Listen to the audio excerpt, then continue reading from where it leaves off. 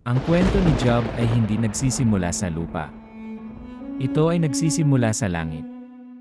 Isang dialogo na hindi kayang marinig ng tao ang naghanda ng daan para sa isa sa mga pinakapambihirang pagsubok ng pananampalataya na nasaksihan kailanman, isang pagsubok na magbubunyag ng lakas ng isang matuwid na tao, at ng katapatan at soberanya ng Diyos. Sa isang tahimik na lupain sa silangan, kung saan ang maagang araw ay sumisikat ng mainit na ginto sa lupa at ang katahimikan ng bukang liwayway ay may mga sinaunang lihim, may nakatirang isang lalaking nagngangalang Job. Ang kanyang buhay ay dating umusbong na parang isang yumayabong puno ng mabuting asal, na itinanim sa tabi ng malalim na tubig at nagkakalat ng mga sanga ng pagpapala hanggang sa abot ng mata. Ang kanyang mga ari-arian ay 7,000 tupa, 3,000 kamelyo, 500 pares ng baka, 500 asnong babae, at isang malaking sambahayan, kaya't siya ang pinakadakila sa lahat ng mga tao sa silangan. Hindi lamang dahil sa kanyang walang kapantay at napakalaking kayamanan, kundi dahil din sa kanyang mataas na katayuan sa lipunan, kanyang pagkatao, kanyang kabaitan, pagkabukas palad, at mataas na moral at espiritual na mga pagpapahalaga. Siya ay tunay na ang pinakaiginagalang at maimpluwensyang tao sa rehiyong iyon. Ang kanyang mga kawan ay gumagala sa malalawak na bukid. Ang kanyang mga alipin ay gumalaw ng may layunin sa kanyang sambahayan, at ang tawanan ng kanyang mga anak ay pumuno sa hangin ng musika. Madalas idinaraos ang mga piging, bawat isa ay umalingaw sa kagalakan at pagkakaisa, habang ang mga kapatid ay nagtitipon sa ilalim ng maliwanag na mga parol at bukas na kalangitan. Umalingaw ang kanilang mga boses sa mainit na pag-uusap, at ang kanilang mga kamay ay naghawak-hawak sa pagmamahal. Pinanood ni Job nang may pasasalamat ang kanyang mga anak, habang sama-samang ipinagdiriwang ang kanilang buhay. Hindi niya alam na ang mga alaalang ito ay malapit nang maging kayaman ng kanyang panghahawakan sa kadiliman. Tuwing madaling araw, inialay ni Job ang kanyang sarili sa pamamagitan. Matapos maglaho ang masayang ingay ng mga pagtitipon ng kanyang mga anak, siya ay bumangon ng may taimtim na pagmamahal at nag-alay ng mga sakripisyo para sa kanila. Naisip niya sa sarili na marahil sa kanilang katuwaan, nagsalita sila ng may kahangalan o hinayaan ang kanilang mga puso na maanod palayo sa pagdalang. Ang kanyang debosyon ay hindi isinilang sa takot, kundi sa pagmamahal, ang pananabik ng isang ama na ang kanyang mga anak ay lumakad sa kadalisayan. Ang mga lingkod na dumadaan sa looban ay paminsan-minsang humihinto ng tahimik, dinadama ang sagradong bigat ng kanyang mga panalangin, habang nananawagan siya sa makapangyarihan ng may katapatan na tumatagos, kahit sa pinakamatigas na puso. Gayunpaman, habang ang mundo ay nabubuhay sa ilalim ng ritmo ng rutina at kapayapaan, isang eksena ang naganap sa mga kaharian na hindi nakikita ng paningin ng tao. Doon, sa isang lugar na may di maisip na ningning, ang mga anak ng Diyos ay humarap sa trono. Nanginig ang hangin sa kaluwalhasyan, habang ang mga nilalang sa langit ay nagtitipon ng may paggalang. Sa gitna nila ay gumalaw ang isa na ang presensya ay nagpadilim sa kapaligiran, dala ang isang malamig na pagsuway. Lumapit ang kaaway ng tanungin, ipinaliwanag na siya ay gumala sa buong mundo. At ang makapangyarihan sa lahat, na sumisiyasat sa lahat ng puso, ay nagsalita ng may pagmamahal tungkol sa kanyang lingkod na si Job, walang kapintasan, matuwid, lumalayo sa kasamaan, isang lalaking nagpaparangal sa Diyos sa bawat paghinga. Kinuwestiyon ng kalaban ang patotoong ito, iginiit na ang katapatan ni Job ay nakabatay sa ginhawa. Inaangkin niya na ang pagpapala ang nagprotekta kay Job mula sa tunay na pagsubok, at kung aalisin ang lahat, iiwan ni Job ang mismong pananampalatayang nagbigay kahulugan sa kanya. Sa kanyang karunungan, pinayagan ng Diyos na maganap ang pagsubok, binigyan ang kaaway ng daan para makuha ang mga ari-arian ni Job, ngunit hindi ang kanyang pagkatao. Tumigil ang makalangit na korte, na parabang ang sansinukob mismo ay sumandal upang masaksihan ang susunod na mangyayari. Pagbalik sa lupa, nagsimula ang araw na gaya ng dati. Naglakad si Job sa kanyang mga bukid, nagpapalitan ng pagbati sa mga manggagawa, at tinitingnan ang pag-unlad ng kanyang mga kawan. Umalingaw ang tawanan ng mga bata mula sa malalayong patsyo, at ang ugong ng pang-araw-araw na buhay ay humabi ng isang tela ng kapayapaan. Ngunit isang anino ang natipon sa abot tanaw ng kanyang kapalaran, hindi nakikita ngunit lubhang makapipinsala. Habang papalubog ang araw, isang alipin ang lumapit na nanginginig ang mga hakbang at may boses na nanginginig sa takot.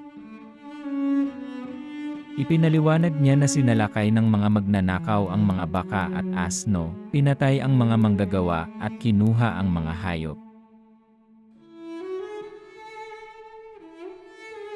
Bago pa man maramdaman ni Job ang pagkabigla sa balitang ito, dumating ang isa pang alipin, namumutla ang mukha sa takot, at nagulat na may apoy mula sa langit na bumagsak sa mga tupa at mga pastol, at tinupok silang lahat. Dumating ang ikatlong mensahero na halos hindi makahinga.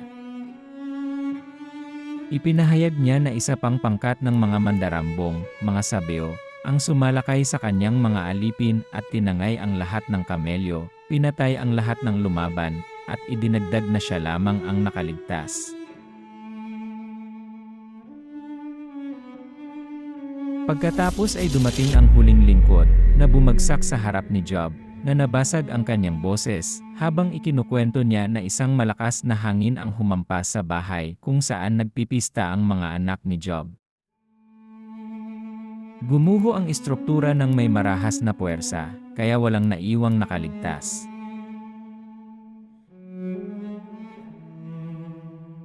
Sa sandaling ito, tila nahati ang oras mismo. Nahirapan si Job sa paghinga habang ang bigat ng pagkawala ay humahampas sa kanya na parang walang humpay na alon. Ang tawanan ng kanyang mga anak na dating himig sa kanyang tahanan ay naging isang nakapandidiring alingaungaw sa katahimikang nakapaligid sa kanya ngayon.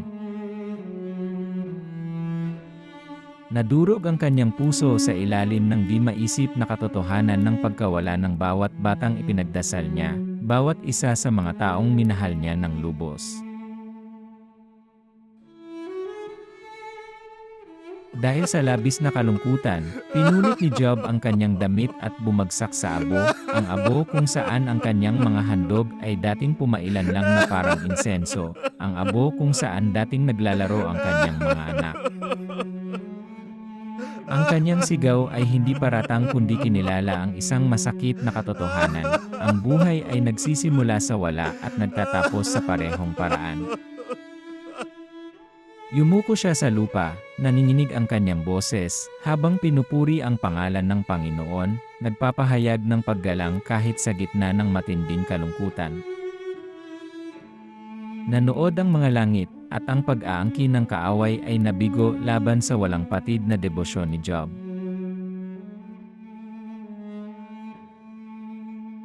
Ngunit hindi pa tapos ang paglilitis. Muli, nagtipon ang makalangit na kapulungan. Lumitaw ang kaaway, hindi mapakali sa pagkadismaya, kinikilala na si Job ay nanatili sa kanyang integridad. Ngunit nagpanukala siya ng isang mas madilim na pagsubok. Naiginigit na kung maapektuhan ang kalusugan ni Job, tiyak na siya ay babagsak. Taglay ang supdulang layunin, hinayaan ng makapangyarihan na lumalim ang pagsubok, pinahintulutan ang paghihirap na dumampi sa katawan ni Job, ngunit hindi sa kanyang buhay. Di nagtagal, ang balat ni Job ay pumutok at nagkaroon ng masasakit na sugat mula ulo hanggang paa. Ang kanyang mga gabi ay umabot sa pagdurusa, ang kanyang mga araw ay sa hindi matiis na paghihirap. Umupo siya sa gitna ng mga abo, kinakamot ang kanyang mga sugat gamit ang basag na palayok dahil sa kawalan ng pag-asa. Ang lalaking dating nakatayo ng may dignidad sa gitna ng mga matatanda ngayon ay nakaupo ng hindi makilala, nilalamon ng sakit. Ang kanyang asawa, na nabibigatan ng dalamhati, ay tumingin sa kanya ng may dalamhating hindi kayang ipahayag ng mga salita. Nadurog ang puso niya sa bigat nang makitang nagdurusa ang lalaking pinakamamahal niya. Labis ang kanyang pagkabalisa, ipinahayag niya ang kanyang kawalan ng pag-asa. Naniniwalang ang kamatayan ay maaaring mag-alok ng higit na awa kaysa sa buhay na kanyang tinitiis ngayon. Bagamat nabagabag, kinilala ni Job na ang buhay ay may kaakibat na mga pagpapala at paghihirap, at tumanggi siyang isuko ang kanyang paggalang sa Diyos dahil sa mga paghihirap na kanyang nararanasan. Mabilis na kumalat ang balita tungkol sa pagdurusa ni Job, at tatlong kaibigan, sina Eliphaz, Bildad, at Zophar, ang naglakbay mula sa kanilang malalayong tahanan upang aliwin siya. Nang makita nila siya mula sa malayo, halos hindi na nila siya makilala. Dinatnan sila ng kalungkutan, at sila'y umiyak ng malakas. Pinunit ang kanilang mga damit at nagsabog ng alikabok sa kanilang mga ulo.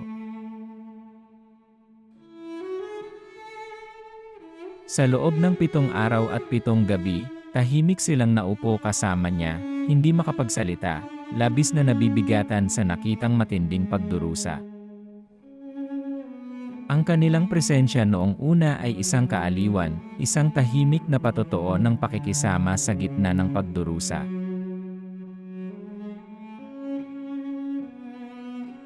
Nang sa wakas ay ibinuka ni Job ang kanyang bibig, nagpakawala siya ng isang panaghoy na napakatindi na sumilay sa katahimikan. Isinumpa niya ang araw ng kanyang kapanganakan, hiniling na sana'y binura na ito, na sana'y hindi na lang ito umiral. Kinuwestiyon niya kung bakit ibinigay ang liwanag sa mga nasa paghihirap, kung bakit pinapanatili ang buhay sa mga taong ang landas ay tila nakatago sa kadiliman. Ang kanyang panaghoy ay hindi paghihimagsik kundi ang tapat na pagpapahayag ng isang kaluluwang nalulunod sa kalungkutan.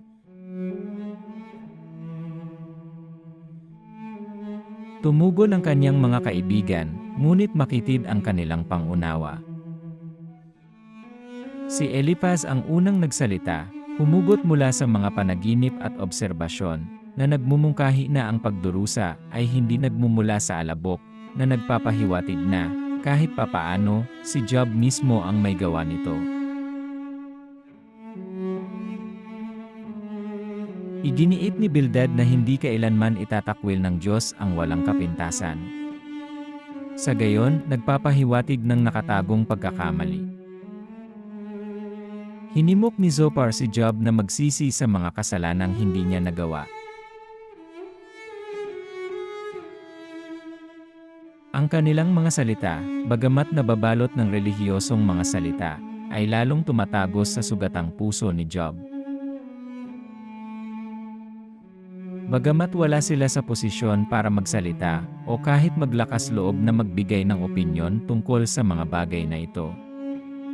Narinig ng mga lingkod ni Job na nakaligtas ang mga kaibigan ng kanilang Panginoon. Nagbulungan ang mga aliping ito sa isa't isa, nalulungkot sa sakit na dinanas ng kanilang Panginoon. Nakaramdam ng pagkabalisa dahil tila lalo lamang pinapalala ng mga paliwanag na ito ang sitwasyon.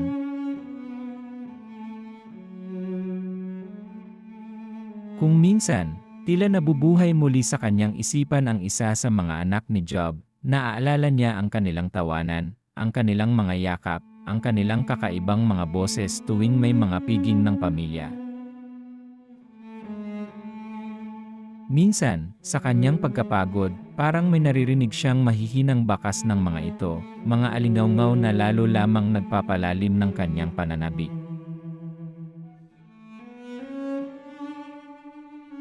Ang mga alaalang ito ay naging parehong ginhawa at paghihirap, mga paalala ng kung ano ang nawala sa kanya, at kung ano ang patuloy niyang pinahahalagahan.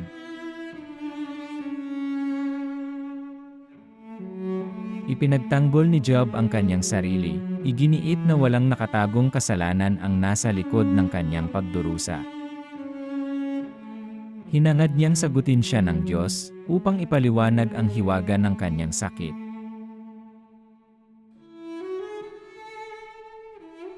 Umiyak siya hindi para takasan ang pagdurusa, kundi para maintindihan ito.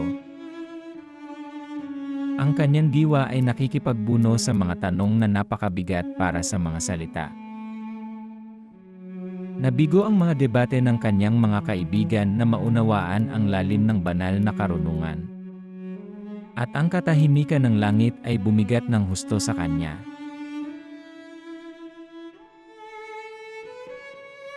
Bagamat labis siyang nasasaktan, sa kaibuturan niya, naramdaman ni Job na ang katahimikang ito ay hindi isang pag-abandona.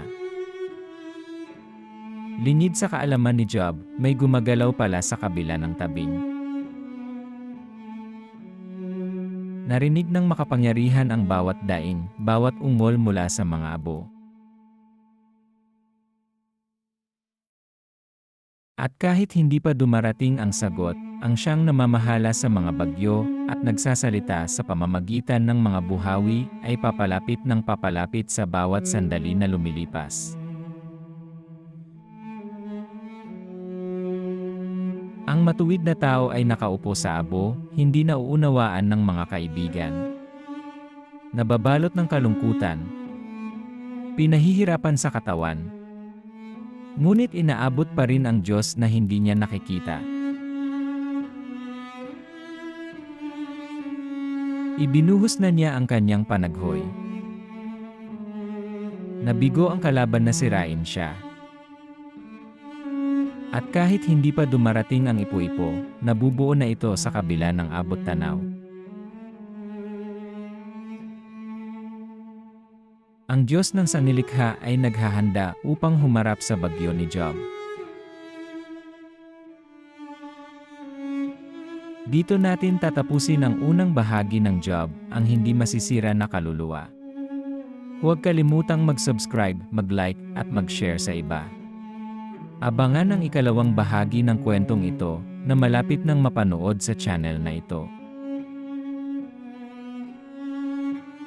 At kung ikaw ay dumaranas ng anumang pagsubok, huwag mong talikuran ang iyong tiwala sa ating mabuti at maawaing Diyos. Dalangin ko na sana'y dalawin ka ng Diyos ng langit, at liwanagan niya ang lahat ng aspeto ng iyong buhay sa pangalan ni Jesus. Amen. Thanks for watching. Please subscribe, like, share, and leave a comment so you can see more of our faith-building content. God bless you.